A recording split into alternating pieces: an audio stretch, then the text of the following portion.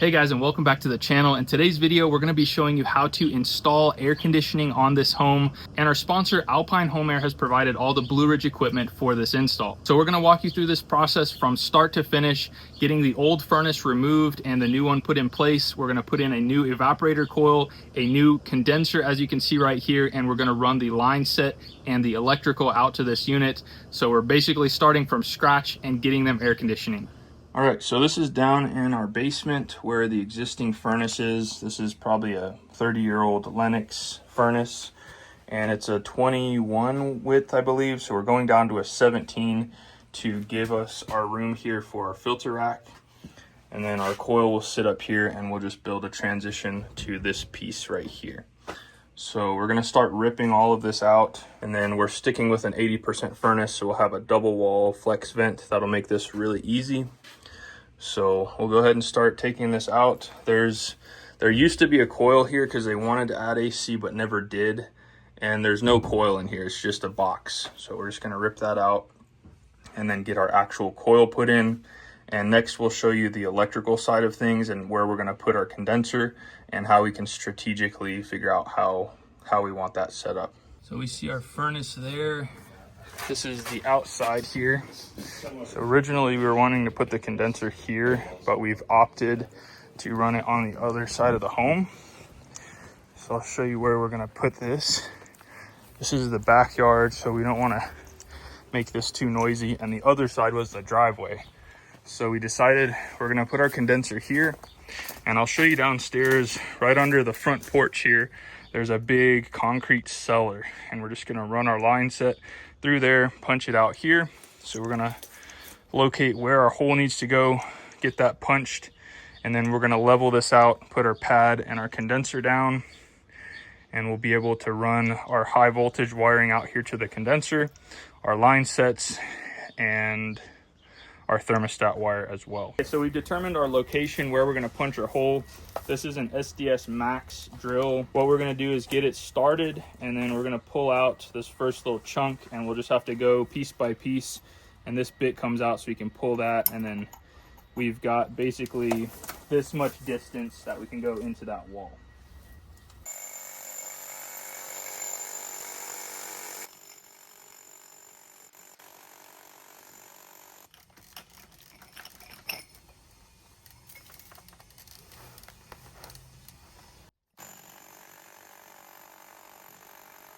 All right guys, so this is our old furnace. Pretty awesome actually. So this is a draft vent, so there's no inducer motor. It just gets sucked through the vent and it goes out. Pretty fascinating. But check it out, got hole in the bottom of the cabinet, and this is our old blower. I don't know if I've ever seen one that bad, but especially with a belt, that means it's super ancient. So this just goes to show you need to have a good filter rack, otherwise air can bypass your filter, and this is what happens. So Terry's about to get a hole cut for basically to match this opening here for our new filter rack. That'll be our return air going into the right side of this furnace. And then our new coil here has a built-in TXV, so super easy to install. And once again, everything here has been provided by Alpine Home Air. This is awesome Blue Ridge equipment and great warranty and really easy to install. So we'll show you down in the basement now that this furnace is gone, what we're working with. So here on the inside, this is where we are pulling our power to our condenser. So we just installed this breaker. It's a combined breaker. So this will be for our AC, and these two that were here are now put in right there. And we were able to fish the wire down, and it's gonna go through here and down to the condenser. All right, so here's our opening where our furnace was. So we had to pull that return plenum out to get the furnace out, and then we'll reattach that once our new furnace and coil is in place. And we got our wire coming down. That's gonna come all the way through here and straight through this cellar. And that's where we're drilling our hole right now.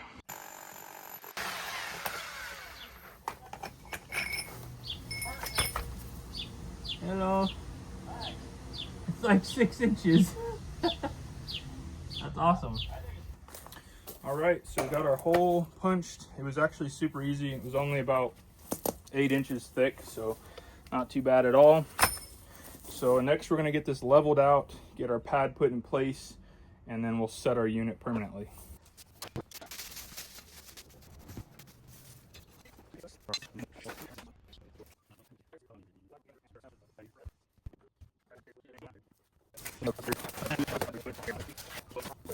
All right, so we got our pad in place, unit in place. We have our electrical coming through. They're gonna put this in flexible conduit, and then our disconnect will be right here somewhere. And then next we're gonna get our line set, get it straightened out and fed through there, and then we can make our final connections here. All right, so we've got our suction line and our liquid line run through this hole. We're gonna run our thermostat wire, and then we're gonna fasten everything along that cellar wall and make it look nice and tidy.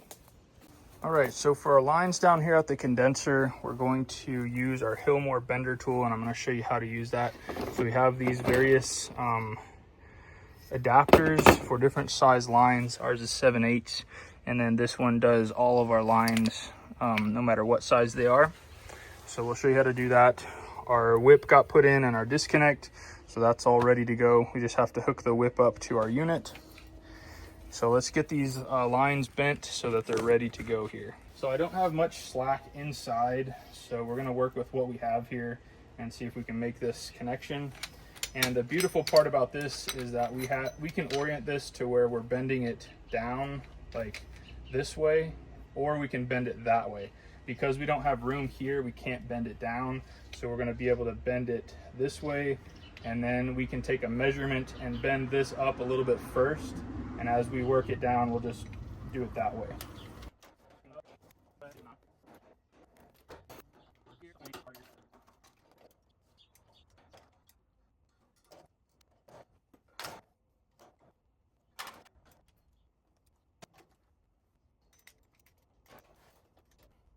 All right guys, so here's where we're at on the outside unit. We've been working inside, kind of splitting our time both ways.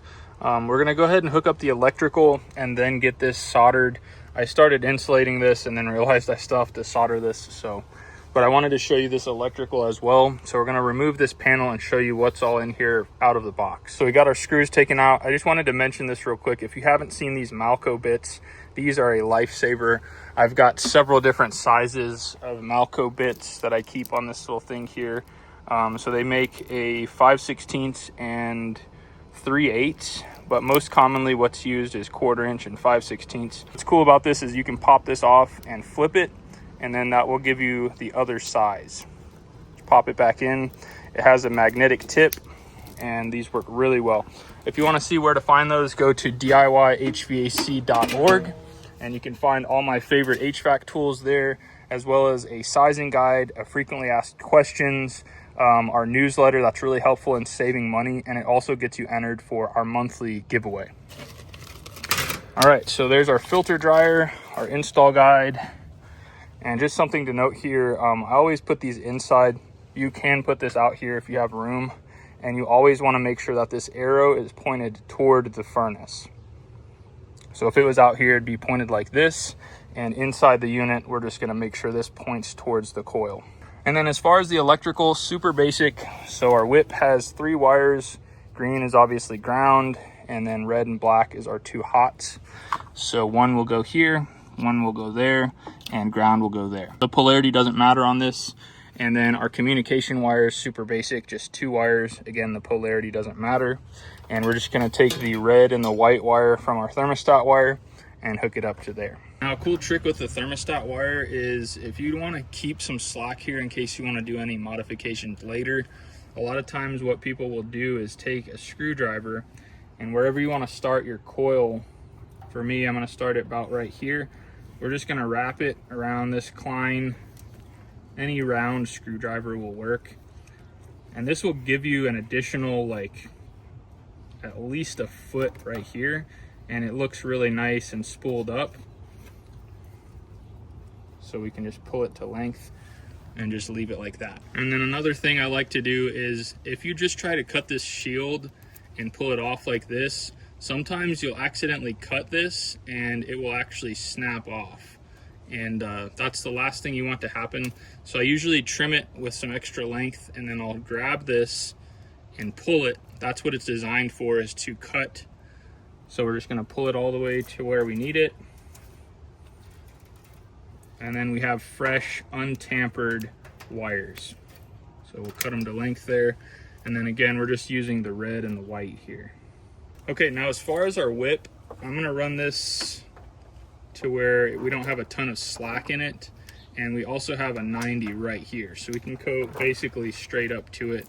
I'm going to cut it right here with my wire inside, and the best method of doing that is with a pair of PVC cutters. We're simply going to start on the edge and just kind of work it around without touching into the wires.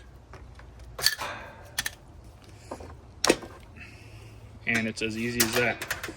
We can just trim that up with a razor knife. So we'll slide our liquid tight fitting back on, making sure that the nut is already on down here. And these ones just push in, and then when you tighten this up, it compresses it, and that's it. Super easy. Okay, so we're gonna take this nut off, feed this into here, the nut back over,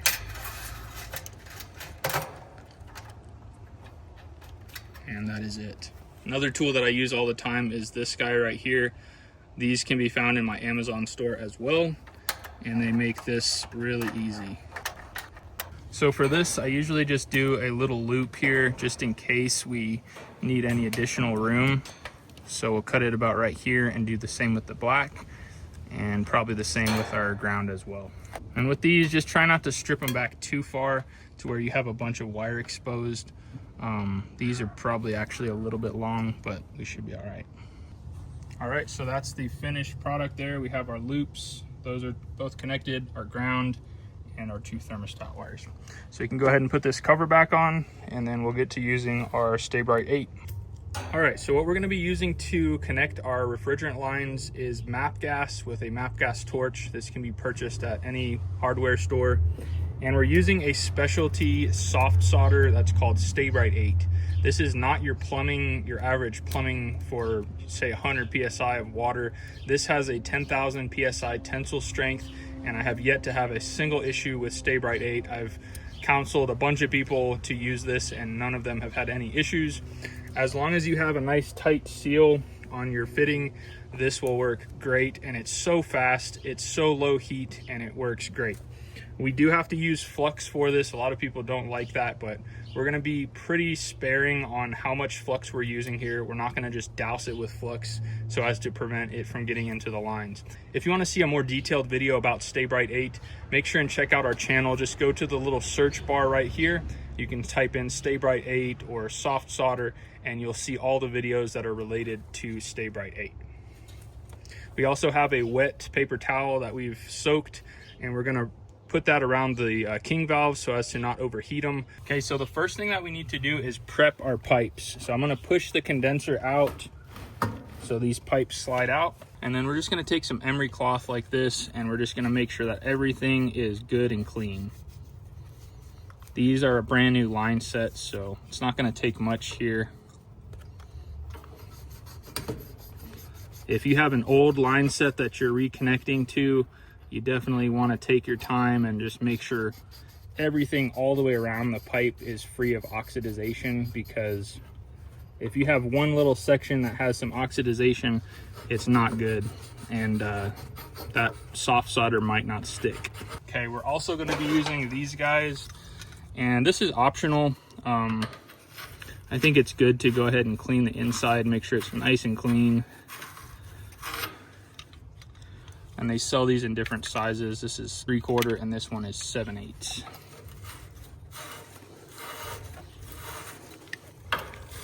We're just gonna run that through once, make sure there's no debris in there. And now we're ready for our flux. So again, we're just gonna take very little amount on our brush. Does not have to be excessive here.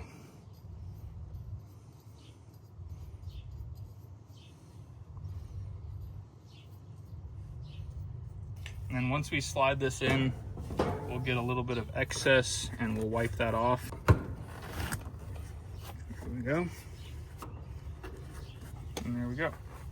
We'll wipe off this excess. And we're just gonna do a visual check all the way around and make sure we have a good tight joint. Because Stay Bright 8 does not like to fill in large joints. So what I've found to be helpful is taking these Nipex or flat channel locks like this. You're not gonna put any grooves in them. If you do find any gaps, you can just kind of go around and squeeze it just a little bit. You're better off having a gap on the bottom than the top, because it's a lot harder to fill a gap on the top than the bottom. Now, a good rule of thumb with this is if you wrap this around, and make note of that, that's about how much soft solder you want to use for that joint.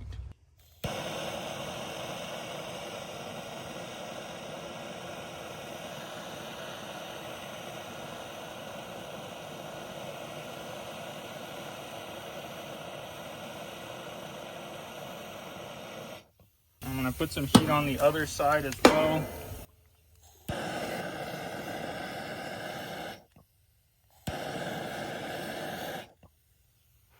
So we're going to give that a second to cool off, and then we'll give it a good wipe down. And this is another reason why I love Stay Bright 8. It does not melt into your pad.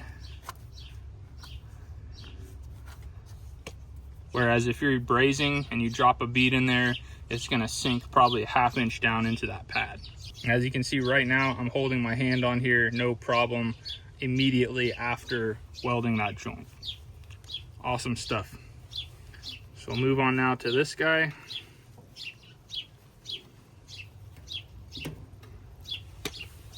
And these ones are super fast on the 3/8.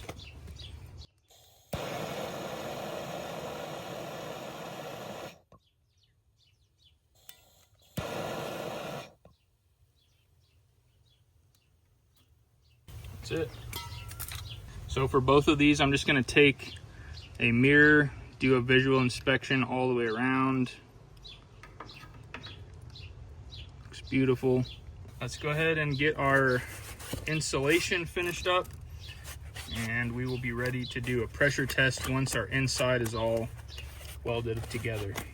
All right, so here's where we're at thus far. So we have our transition built.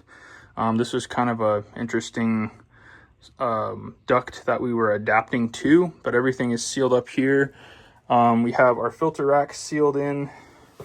Looks like my light is about to die. And we just got these lines soldered in. I didn't have my tripod in here, so I wasn't able to show that, but everything is sealed on our refrigerant lines. So we're gonna go ahead and put 400 PSI of nitrogen in the lines and pressure test it for about 10-15 minutes, make sure it doesn't drop, and then we can start pulling our vacuum. Now we also have this draft hood connector that we are adapting from this here to our flexible B vent right here. That's what we're going to be attaching. And then up here we had a 5-inch, so we got a little reducer, and we'll just put our flex here. That'll be super easy. Probably the last thing we'll do. Our gas is in place, and by code we have to have this flexible line in for seismic activity, and then hard piped in with our drip leg there. We also have our light switch, and this outlet is on a switch. So when we plug this condensate pump in, you can see that we have power.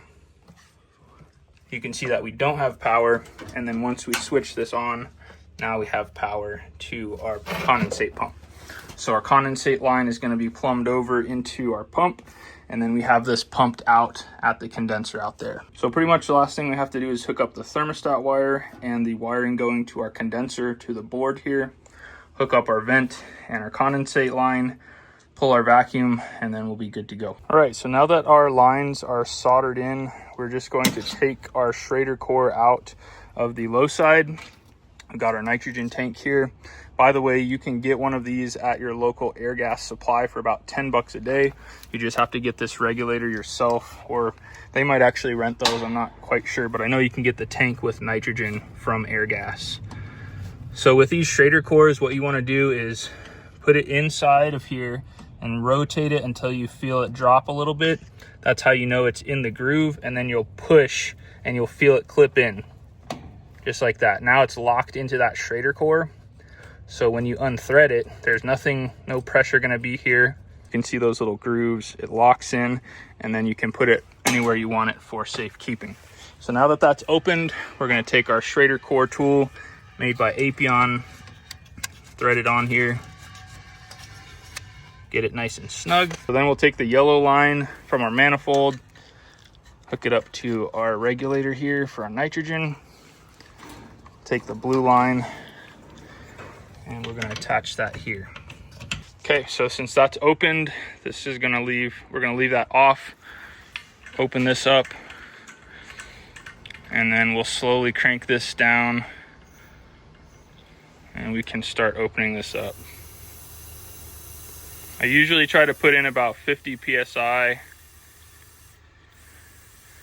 If you crank in 350 PSI and you have a sizable leak, you'll have wasted all that PSI. So I usually recommend just putting about 50, let it sit. If it doesn't budge, you should be good to feed in the rest. Okay, looks like we're good there. So we're gonna go ahead and feed in about 350 PSI. Okay, so we're just over 350. We're gonna let that sit for about 20 minutes. And when we come back, this should be right at 350 and we'll have passed our nitrogen test. Then we're gonna blow all of that out at once. That's gonna act kind of like a purge and let any contaminants out of the system. Meanwhile, I'll grab my vacuum pump and get that all set up. All right, it's been at least 20 minutes. We haven't budged off of 350. So we're simply gonna close this off. And then we're gonna let this out all at once. It's gonna make a bunch of noise, but it's gonna act like a purge and it's going to let everything out at once. Here we go.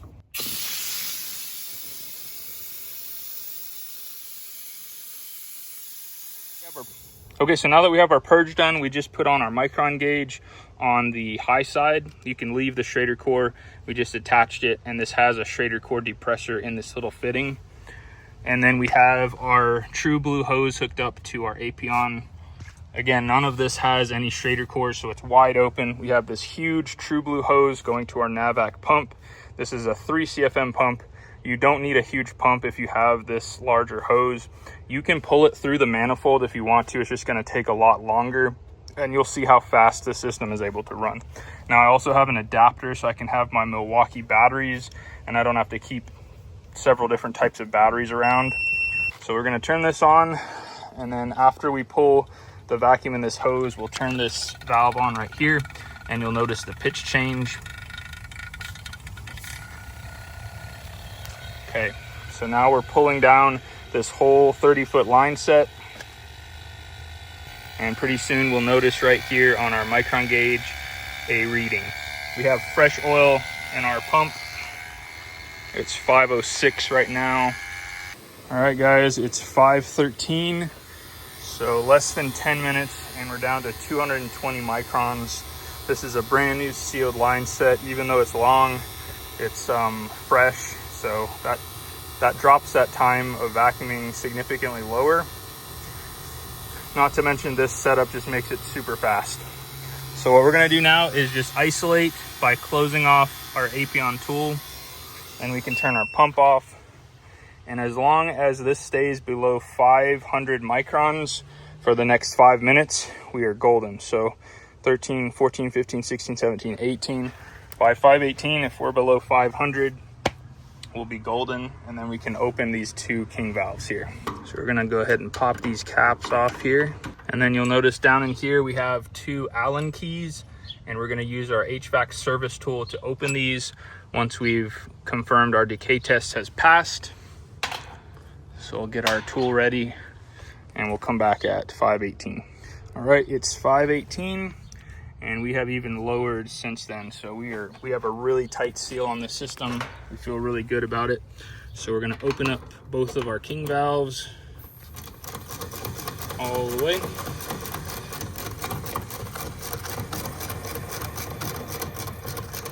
And this unit is charged for 15 feet of line set.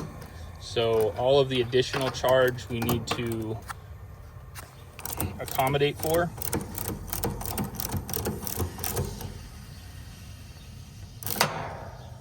I totally forgot to close that, I'm not gonna lie. So what I do from time to time is I put denatured alcohol in the sensor to clean out my micron gauge. And if you get some refrigerant in there from time to time, it's not a big deal. I carry a few on hand. My other one is a field piece. This one's a CPS. But okay, so everything is good to go there. And go ahead and take this off. Get a little bit of spurt there, nothing major. And last thing we're gonna do is put our Schrader core back in. So we're simply gonna slide it in, tighten this up. Now as soon as we open this, you'll see that popped out there. So we'll just hold pressure on it while we're turning this. We got that to where it's snug, about that distance there. Then you can pop it off. Close this, take our part of our tool off, and then slowly open this. Make sure that our Schrader core is working. Now we can throw our gauges on it and add in our refrigerant. All right, so we're ready to fire this system up, and this is a 410A system. So we're just gonna go over, the last one we did was 454B. So we're gonna cycle through until we get to 410A. And this is by far the easiest method of checking the charge with superheat and subcooling. So this we're gonna hook up to our liquid line, and this other one will hook up to our suction. Super easy to use and super accurate. We're gonna bleed off this pressure that's in here. And these are low loss fittings, so we shouldn't have a ton of refrigerant come out here, but I'm gonna move that just in case here. And the trick with these is if you do get a little spurt, just to keep going. Just like that. Okay, so our gauges are hooked up. We're sitting about 230, 250 initially. We'll get this unit turned on, and then we'll see what our subcooling and our superheat are. All right, guys, moment of truth. We're gonna plug in our disconnect. Our furnace is running beautifully. We put in a brand new Ecobee thermostat and just got that set up for the customer. And we'll show you that here in just a minute when we go inside. And there we go.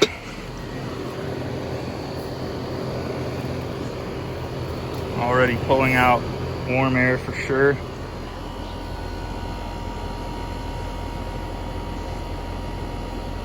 Sometimes you have to jiggle these to get them to get a good reading. Everything sounds really good.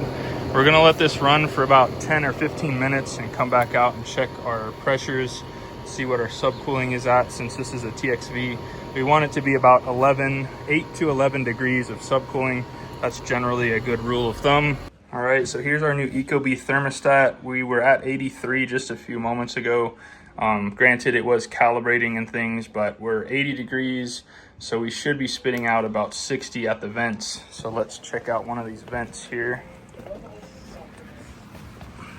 We got 54.9, so we have more than a 20-degree split already, and we still have to add some refrigerant to the system, but we're gonna let this run for about 5 more minutes, and then we'll check our subcooling. All right, so we've been running for about 10-15 minutes now, and this has raised. We were at like 0 degrees of subcooling. We're at about 2.3. This is pretty average for a longer line set, about the 3-degree mark. So we're gonna show you how to get our refrigerant tank hooked up. So first of all, what we're gonna do is take the middle hose here, make sure all these are snug, and hook it to our tank. And the same thing will apply if you have a small jug, like a 1 pound or a 5 pound jug. While this is upright, we're gonna open this up and we're going to burp this line, as well as basically all 3 of these. Just about that much.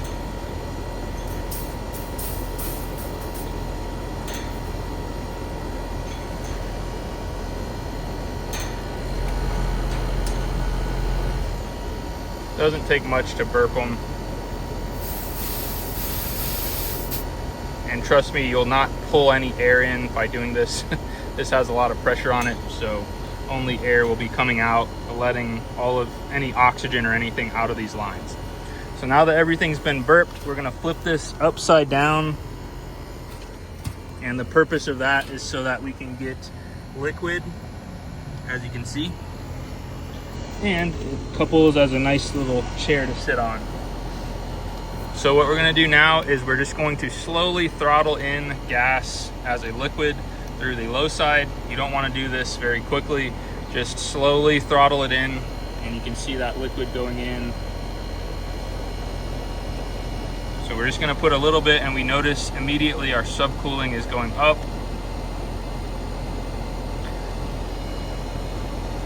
And you can add in quite a bit of refrigerant pretty fast if you're doing this a lot. So I usually like to just let a little bit in, close it off, let it run for about 5 more minutes. If it's still low, we'll continue doing that process until we get close to about 8 degrees of subcooling. All right, guys, we have charged up this system. I just added a little bit more. We're getting closer and closer to our 8 degrees of subcooling. Got about 13 degrees of superheat.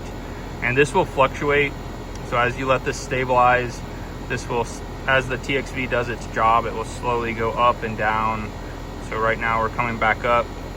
So we should hit about 7.7, 7.5, something like that. All right, ladies and gentlemen, we're just testing out our condensate pump to make sure everything works good.